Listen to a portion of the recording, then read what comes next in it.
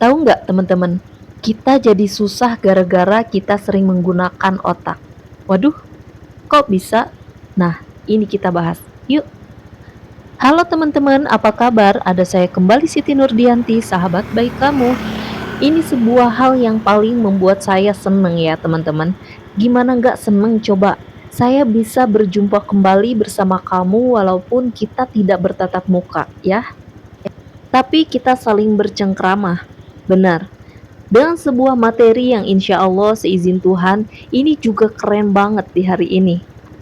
Teman-teman, kamu pernah gak sih jadi orang yang mohon maaf nih, lagi ditimpa musibah, lagi banyak masalah gitu, tapi entah kenapa, udah berusaha kiri kanan, depan belakang, atas bawah, gak ketemu-ketemu tuh jalan keluarnya.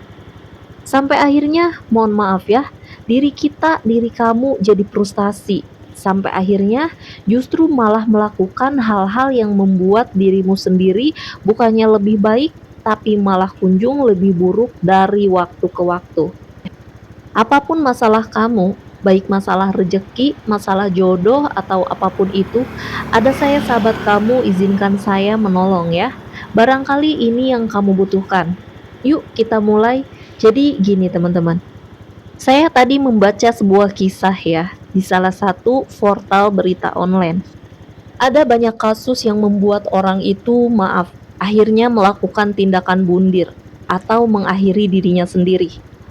Bukan, bukan karena diri mereka itu tidak beragama, bukan karena mereka tidak percaya Tuhan, tapi karena memang gak ada yang bisa ngasih solusi sederhana yang bisa membuat mereka itu menjadi sadar harus melakukan apa dan ke arah mana.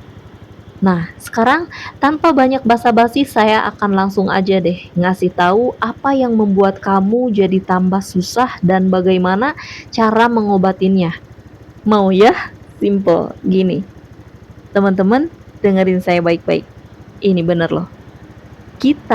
Kamu jadi tambah pusing karena selama ini melakukan segala sesuatu pakai otak. Loh, bener, saya nggak salah ngomong. Dengerin dulu. Sebelum ada perasaan gundah gulana pengen protes, saya bilang, kita atau kamu selama ini jadi tambah pusing gara-gara menggunakan otak. Maksudnya apa, Mbak? Kok menggunakan otak sih?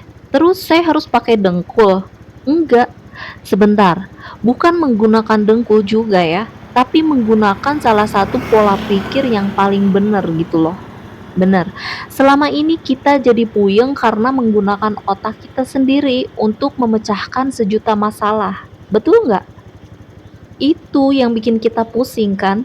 Coba deh, coba sekarang bagi kamu yang lagi punya utang nih, maaf banget ya, udah berapa banyak sih barang yang kamu jual?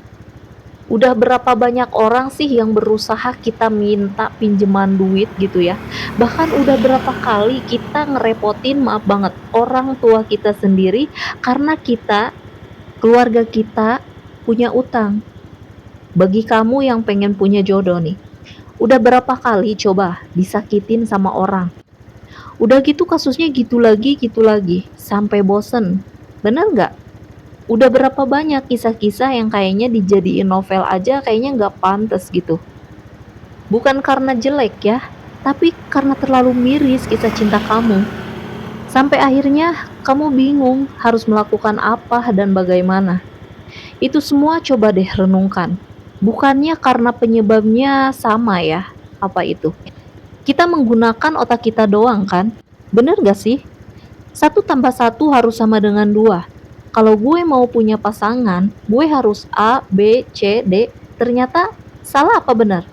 Banyakan salahnya. Kalau kita pengen banyak duit, utang lunas, harusnya A, B, C, D lunas. Lunas gak tuh hutangnya? Kagak, malah tambah banyak. Loh, kok bisa ya? Karena kita pakai otak kita, bukan otak yang menciptakan kita. Nah, ini dia. Logika manusia itu jangan terlalu sering dipakai, bikin capek. Benar apa benar? Logika kita tuh bagus kok, perlu dipakai, tapi jangan dipakai terus-terusan. Itulah yang bikin kita puyeng. Coba deh sekarang saya mau kasih tahu. Sadar nggak sih, selama ini Tuhan tuh ngasih petunjuk loh sama kamu. Petunjuknya tuh sederhana kok. Di saat kita udah mencoba sesuatu, tapi nggak berhasil-berhasil, itu sebenarnya petunjuk dari Tuhan yang seolah-olah Tuhan itu pengen ngasih tahu. Sudahlah, jangan keras kepala menggunakan logika kamu. Pakai aku sebagai Tuhanmu. Tapi sayangnya kita ngeyel terus. Bener nggak sih? Udah nyoba 1, 2, 3 kali pakai otak kita, gagal maning, salah terus. Tapi tetap aja ngerasa bahwa hidup kamu adalah sendirian. Benar apa benar? Nah, itu yang perlu kita obatin teman-teman. Pakailah, jangan logika manusia yang dominan. Pakai logika Tuhan. Logika Tuhan itu maha besar dan tidak ada batasannya. Itu yang harus kita berserah. Bukan logika manusia yang jadi kita tempat berserah, jadi puyeng, betul nggak? Nah, sekarang gini, coba yuk kalau kamu dituntun sama Tuhan ke video ini, berarti saya jadi perantara buat kamu nih, untuk ngasih tahu kepada kamu, bahwa memang bener loh, udah waktunya ya, kamu nggak capek lagi, dengan berhenti menggunakan logika manusia, pakai logika Tuhan. Itu yang ingin Tuhan sampaikan kepada kamu dengan diizinkannya kamu bertemu dengan video ini.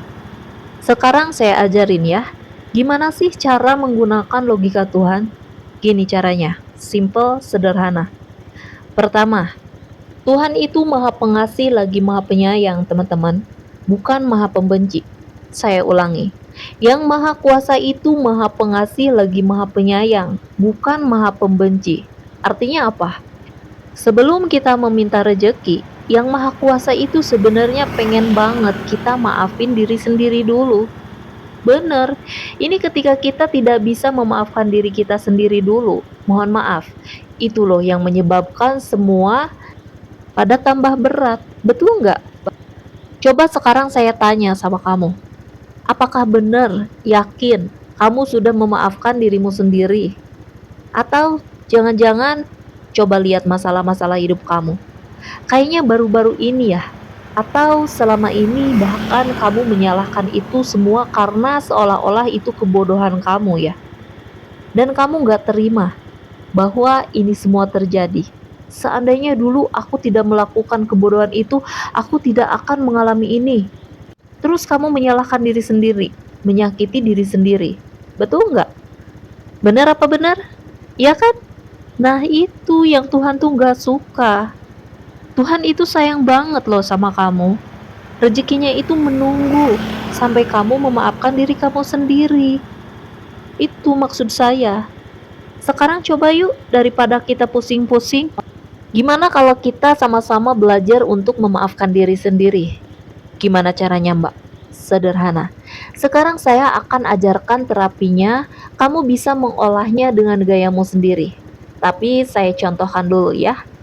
Boleh kamu ikutin bersama dengan saya menggunakan suara yang terdengar telinga. Boleh banget, oke? Kita praktekin dulu nih, gimana cara memaafkan diri sendiri. Mau ya? Sekarang coba deh kamu duduk, jangan tiduran. Kalau lagi berdiri, duduk sebentar aja ya. Atau mungkin nanti prakteknya diri kamu sudah tidak sibuk, oke?